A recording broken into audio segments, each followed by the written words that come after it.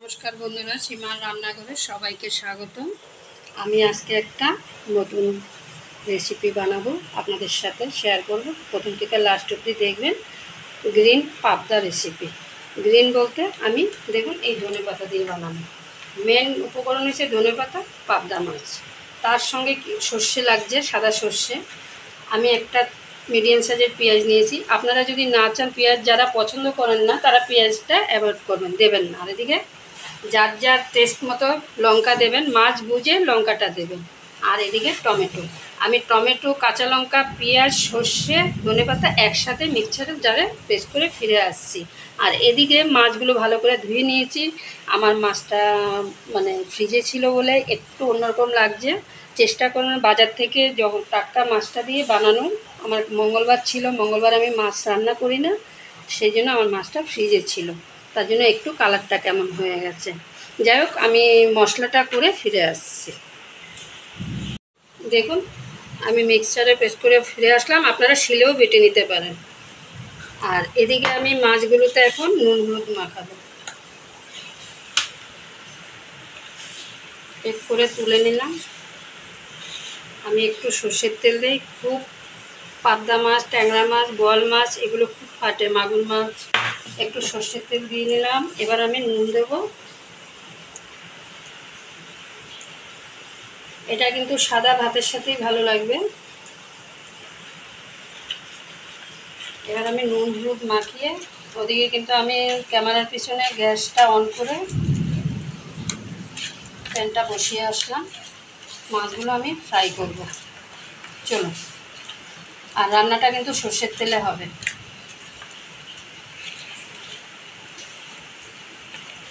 কড়াটা আমার গরম হয়ে গেছে। আমি কিন্তু পরিমাণ মতো সর্ষের তেল দিয়ে নিচ্ছি। তেল কিন্তু একটু বেশিই লাগবে রান্নাটা। এটা অনেক পুরানো দিনের রান্না, একবার বাড়িতে বানাবেন, আশা করি আপনাদেরও ভালো লাগবে। দেখুন, আমার তেল গরম হয়ে গেছে। আমি একটু নুন দিয়ে নিচ্ছি।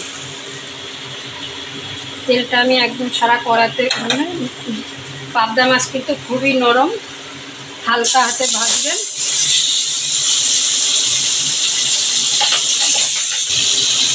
দেখুন, আমি কিন্তু মাছগুলো উল্টিয়ে দিয়েছি। এই পিঠ ভাজা হয়ে গেছে। আবার এটি ক্যামেরার পেছনে আমি উল্টিয়ে দিয়েছি।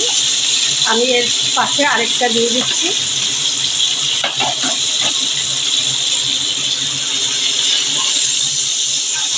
হালকা হাতে উল্টাবেন, ভেঙে না যায়। সব পাবদা মাছ একটু বেশি নরম।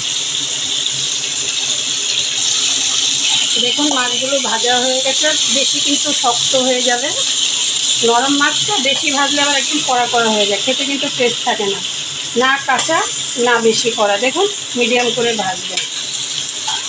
এটাও আমি উল্টিয়ে দিচ্ছি। আমি এইভাবে এক এক করে সব মাছগুলো ভেজে ফিরে আসছি।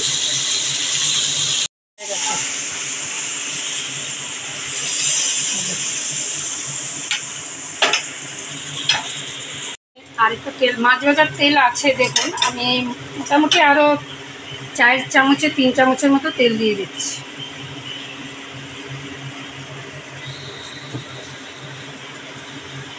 তেলটা গরম, আমি কালো জিরা দিয়ে দিচ্ছি।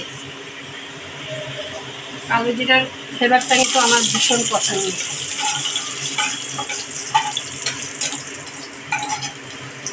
আরেকবার বলে দিচ্ছি, কাঁচা লঙ্কা, সর্ষে, পেঁয়াজ, টমেটো, ধনেপাতা একসাথে পেস্ট করে নিয়েছি।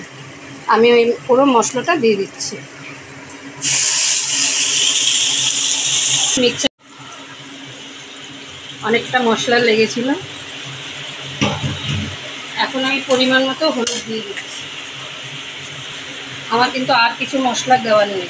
হলুদ, নুন, আর যেহেতু সর্ষে দিয়ে বানিয়েছি, আমি কিন্তু একটু চিনি দেবো। আপনারা না চাইলে দেবেন না, দিলে কিন্তু ব্যালেন্সটা খুব ভালো আসে।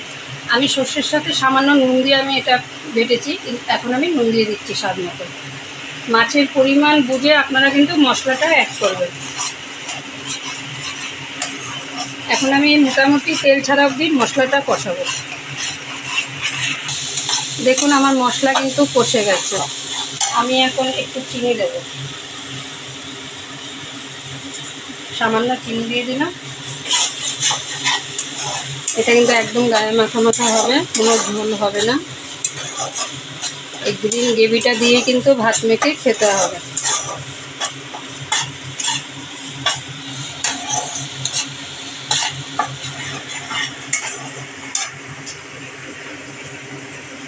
আমি একটু গরম জল দিয়ে দিচ্ছি।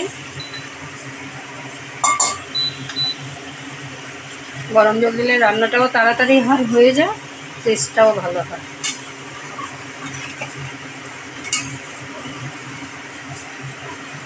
আমি 2 মিনিট চাপা দিয়ে দিলাম, গ্রেভিটা একটু ফুটে উঠেছে।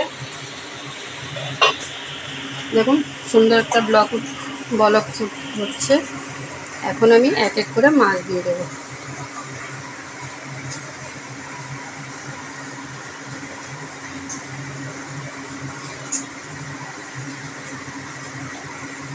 কে কে পাবদা মাছ খেতে ভালোবাসেন কমেন্ট করবেন, বা এইভাবে কেউ যদি রান্না করে থাকেন আমার কমেন্ট বক্সে কমেন্ট করবেন।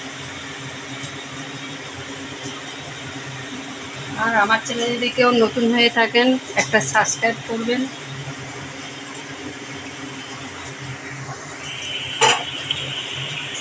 যে মাছ ভাজার তেলটা আমি দিয়ে দিচ্ছি। আমার কিন্তু রেডি। আমি ক্যামেরার পিছনে নুন, ঝাল, মিষ্টি তিনটেই দেখে নিয়েছি, একদম পারফেক্ট। আমার কিন্তু রান্নাটা পুরো রেডি হয়ে গেছে। এখন আমি গ্যাস অফ করে দিচ্ছি। এটা ঠান্ডা হলে আরও একদম গায়ে জমে যাবে মশলাটা। একদম সাজিয়ে নিলাম, দেখতে কেমন লাগছে কমেন্ট করবেন। তাহলে আমি এখানে শেষ করছি। ভালো থাকবেন, সুস্থ থাকবেন, আবার নতুন ভিডিও নিয়ে দেখা হচ্ছে।